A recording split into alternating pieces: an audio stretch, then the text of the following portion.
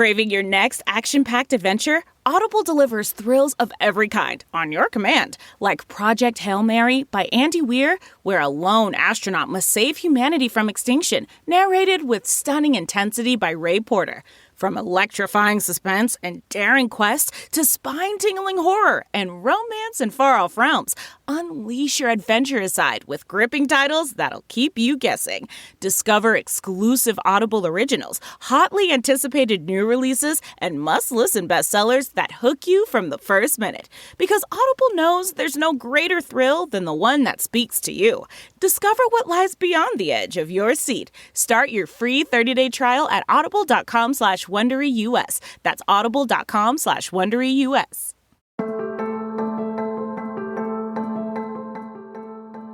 Hi, everybody. Sharyl Attkisson here. Welcome to another edition of Full Measure After Hours. Today, the media shift during Trump 2.0. Donald Trump and the media are treating each other differently in a second Trump term. Analyst Frank Sesno assesses the changes and who could win or lose. Lawsuits threatened, lawsuits filed, big settlements given. Donald Trump's challenges to what he sees as media misreporting and defamation could be changing the news media's practices. And there are other changes on the horizon. The White House has demoted some liberal news organizations that were given places of prominence for decades at the White House. It has promoted some conservative organizations and awarded spots at the White House press briefings to groups that, in some cases, aren't really traditional news organizations at all, but are used by many people as sources of information. How all of this shakes down is yet to be determined, but April 13th on Sunday, on Full Measure, we're going to get the lay of the land in an interview with Frank Sesno. Frank Sesno works at the George Washington University now. He's a fantastic media analyst, but by way of background, he and I worked together at CNN back in the 1990 time period, back when I like to say CNN was a news organization. Here's my full interview with Frank Sesno right now.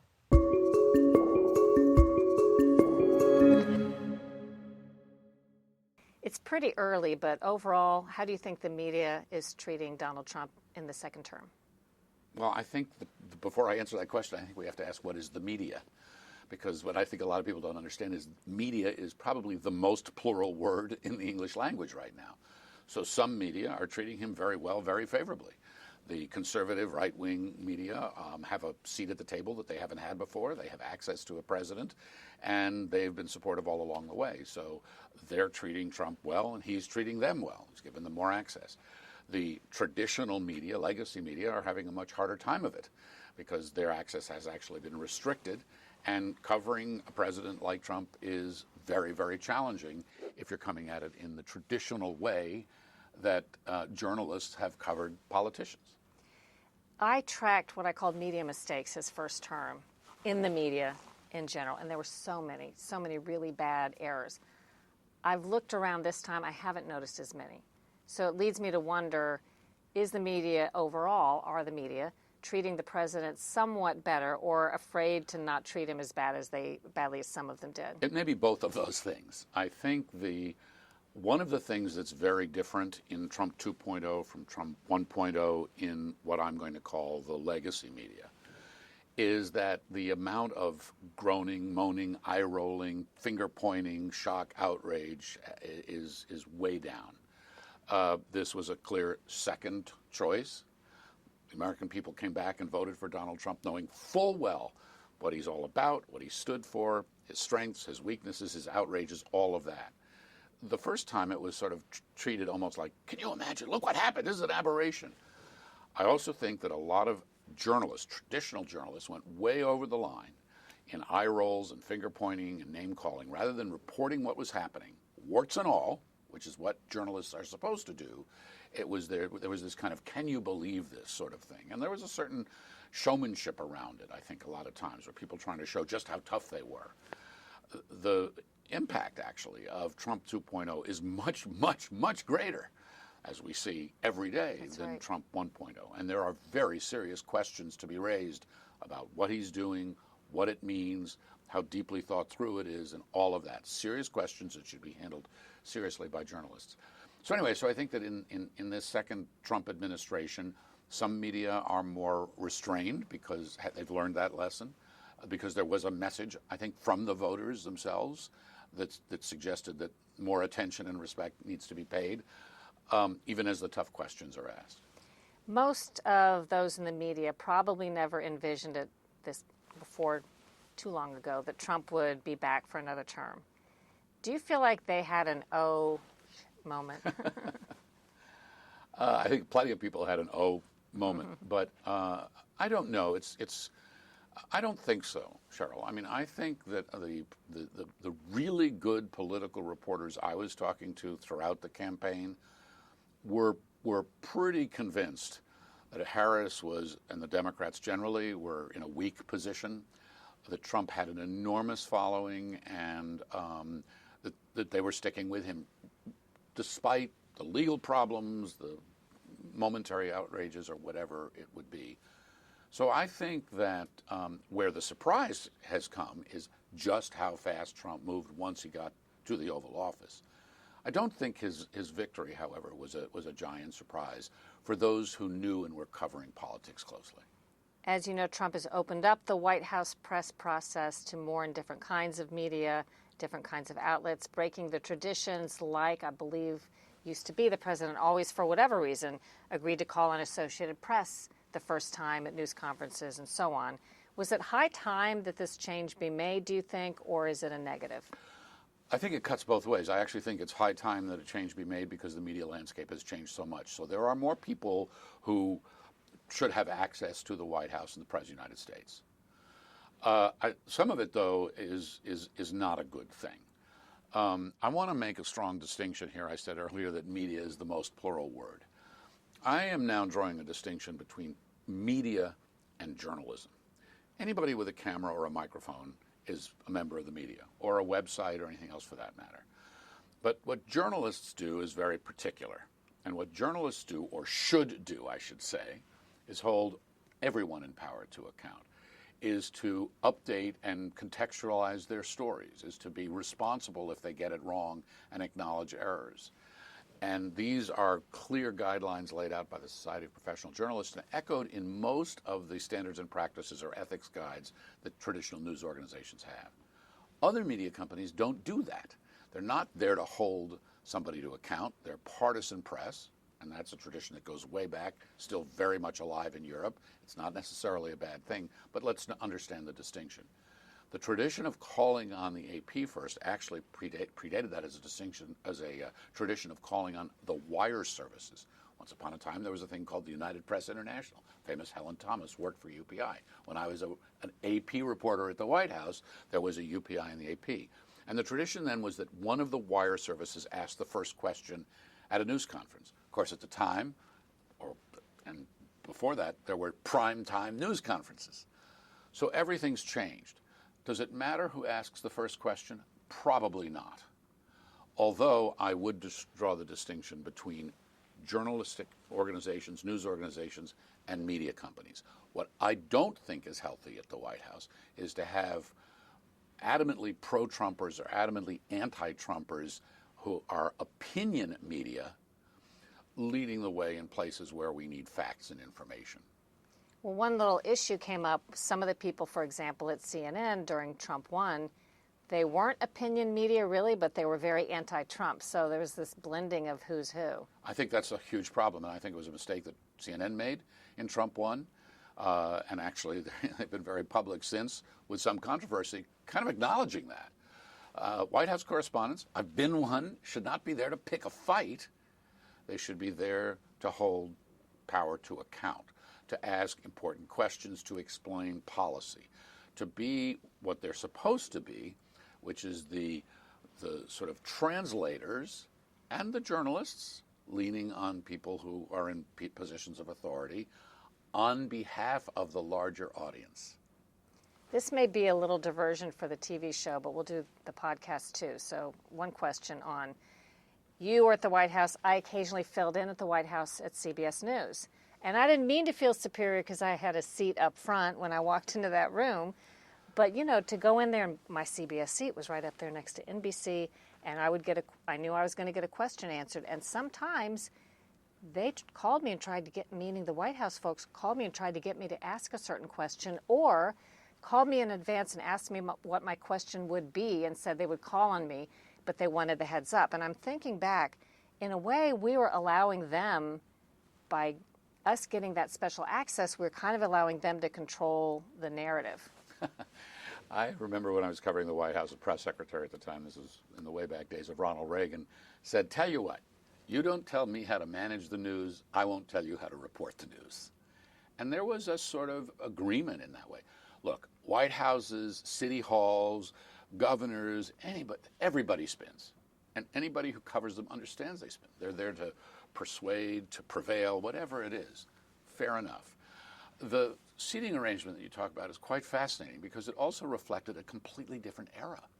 When that front row, the wire services, the networks, the second row or third row with the New York Times and the Washington Post reflected where the population was. That's how the White House, the president, communicated to the American people. That's where the eyeballs were. That's completely changed. If you were going to put a front seat in the White House today, based on that, Joe Rogan would be sitting up front. That's right. And so I think we're dealing with enormous change, both in the media landscape and in the power political landscape, and where the American public goes to get its information. I want to ask you about some of the legal actions that Trump has launched against the news media. But before the specific cases, do you have any thoughts as an overview as to what happens or what's happening so far as you see this powerful political figure actually taking on the media? I'm always very concerned about that. I think it's a very fine line often between accountability and intimidation. We have a free press and free speech in this country, and we have had a long tradition of muckraking journalism that has unearthed bad things. And the public wants that. I often use an analogy that isn't about politics. The supermarket down the street from you is selling meat that's past its prime, it's being colored, it's being changed, and everybody in the store has been told not to say anything. Do you want the butcher to whisper to somebody so the word can get out? And the answer is yes. That's what journalists should do. So when presidents or governors or anybody else in power goes after people who are doing that job, it needs to be precise, purposeful, and not just because you don't like the story that's being reported. What do you think about the ABC payment to Donald Trump over the statements by George Stephanopoulos, where he repeatedly stated during an interview that Trump had been convicted of rape, which he had not been convicted of rape? It was something different. I think George was sloppy with his language. I think that's more of an internal concern, or should be, than an external concern. There should be, an investigation. If they should look at that. If George was irresponsible, he should apologize publicly. If he's been repeatedly irresponsible, he should be fired. But for ABC to make a payment for that, what if you ask a question that's ill-informed or deliberately provocative because you're trying to provoke a response in someone?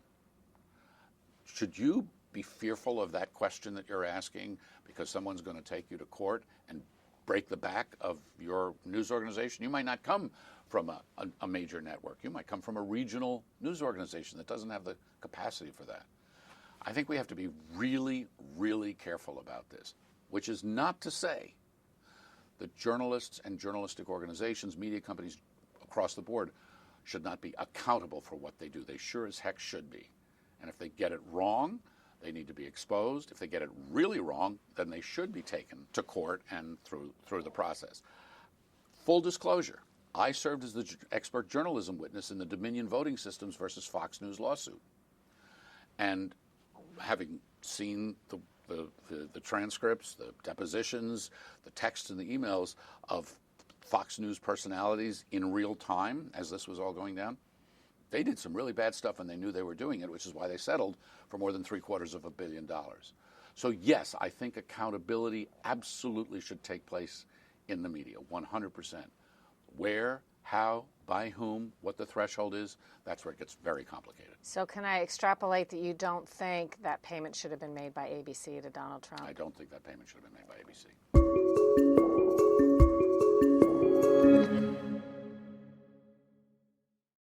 Are you looking for a new job or want a career change? Look no further than Monster.com. Need a little help standing out? Our expert resume writing services will make sure you shine. Want to brush up on your interview skills? Engage with our AI interview prep tool. Want some advice on negotiating your new salary? Visit our salary tools and extensive library of career advice articles, and you'll have all the tips and tricks you'll need to succeed. Visit Monster.com today and take the first step towards your career. Monster.com. Find your right job fit. The trend of Trump and other political figures such as Robert F. Kennedy Jr., I think he's got some legal challenges going, suing the media and getting settlements. What do you think overall impact this may have? Whether you like it or not, do you feel as though already the press perhaps is dialing back? Maybe there's something good that comes of it. Maybe in some cases the press went too far. But what are your thoughts? I'm concerned about the chilling effect that it could have. But I think you make an important point, which is if it prompts people in news organizations, let me put it this way, if it prompts people in news organizations to lose their courage to report stories that need to be reported that might be unpopular, that would be a very bad thing. If it prompts people in news organizations to say, you know what, we need to be really careful. We need to be damn sure that we're right about this. We need to be sure that we know who the sources are, what their agenda is. And by the way, if you've interviewed somebody, I want to see the full transcript. You know, we experienced that at CNN when we went through a very difficult time while I was there and while I was bureau chief. And a story got out that was making all kinds of accusations of wrongdoing. There was a soundbite there. Nobody had read the entire transcript to say, you know what, this has been taken out of context. By the reporter. By the reporting team, whatever. It was only after the fact that that was discovered. And because of that, a whole standards and practices unit was put in place. At CNN. At CNN. It is vitally important that people realize, if they didn't already, the responsibility they have to get it right. And if some of these lawsuits are prompting news organizations to say, yipes, we better put things in place so that we can really be sure that we're right about this, maybe that's the silver lining. There was the case with 60 Minutes conducting an interview with Kamala Harris right before the election, accusations that they edited an answer together in a dishonest way. There actually are standards at CBS, and I assume everywhere else, for how you're allowed to edit, what you can and cannot do. They claim they took a different part of the same answer, which is allowed under the standards if you don't change the character of the answer. Some say that wasn't true. They didn't release the transcript when asked so that people could look at that. Obviously, that was a big snafu. How do you feel about that case and the possibility that 60 Minutes may end up paying or settling with Donald Trump over that? I feel about that case as I feel about all these other things, that the first obligation that news organizations have is to the truth and to accuracy. And the second obligation they have is to their audience and transparency. How that interview was edited, what the full interview actually sounds like. So when you do an interview with, a presidential candidate or a president, put the whole thing up there and let people judge. We're so far beyond the point where the technology exists now to do that. There's almost no excuse not to do that. It's not like a presidential candidate is off the record. But when you heard CBS didn't want to put out that transcript, it makes me very uncomfortable. Mm-hmm. Why? Put it out. Let people see. And then talk about accountability. News organizations need to be as accountable to their audiences as they hold public officials to their microphones and cameras, period. And then lastly, are there any news events that have happened in the past month and a half since Trump has been president again that you'd like to talk about, or any news coverage you've seen that you think is interesting or remarkable? Oh, that's a good question.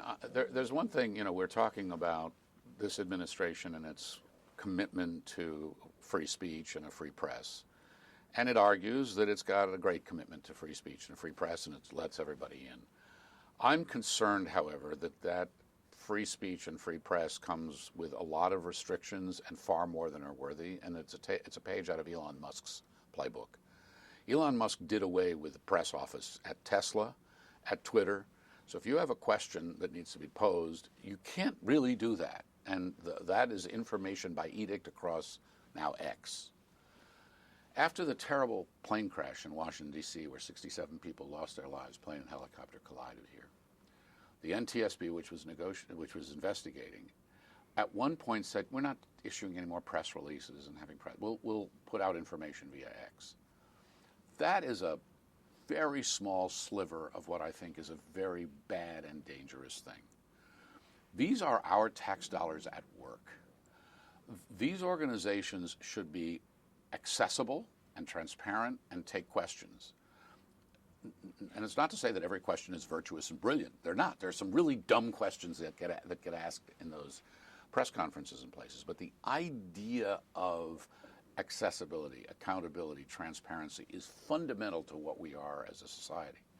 And I think my appeal to the Trump administration and to the public and to news organizations is to recognize that that kind of dialogue, that kind of questioning, even when it's difficult, even when it's unpleasant, is so core to who we are and to what we expect from one another, that putting that in danger, in peril, is a very dangerous thing and really runs counter to the traditions of our national culture and our history. And a final comment, if people are wondering what you foresee, it's impossible to really say. Things are changing so fast. Yes. 4 or 5 years from now, 10 years from now, what would you think the media landscape would look like? Wow. Did you have a crystal ball here someplace? I just don't think we know. I think it's going to be, there will be more voices, will be, more of a free-for-all. We in some strange way, we may be going back to the future. When this country was first founded, the newspapers at the time belonged to the partisans, right? And people read what they wanted to read, and there was plenty of good stuff, bad stuff. What we're not going to do is go back to the once upon a time days when a newspaper came to your door at 6:30 in the morning and a white man read the news to you at 6:30 at night across one of 3 networks. Those days are gone. The biggest change, and this is, I think, as we go down to the 3 and the 5 and the 10 years from now, is going to be that people are going to need to understand that they are their own executive producers and their own executive editors. And they are responsible for the information that they consume, just as they are responsible for the food that they eat. And there are a million choices out there. You can be healthy or unhealthy. Things are labeled, go figure it out.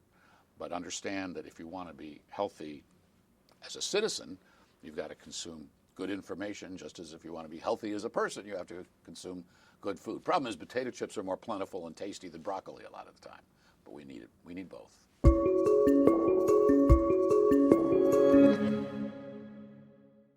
We'll have a lot more on this topic Sunday, April 13th on Full Measure.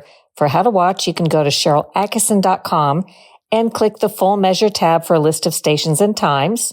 Or you can always watch online at fullmeasure.news. We feed the program live at about 9:35 a.m. Eastern Time on Sundays at fullmeasure.news, and you can watch replays anytime thereafter. I hope you loved today's podcast, and if you did, I hope you'll share it with your friends, subscribe to it, and leave me a terrific review. Check out my other podcast, the Sharyl Attkisson Podcast. If you haven't already read my national bestseller, Follow the Science, How Big Pharma Misleads, Obscures, and Prevails, it recently got another sales peak and ended up on a bestsellers list again on Amazon, where last time I looked, it was still being sold for half price, and proceeds support independent reporting causes. That's Follow the Science. Do your own research, make up your own mind, think for yourself.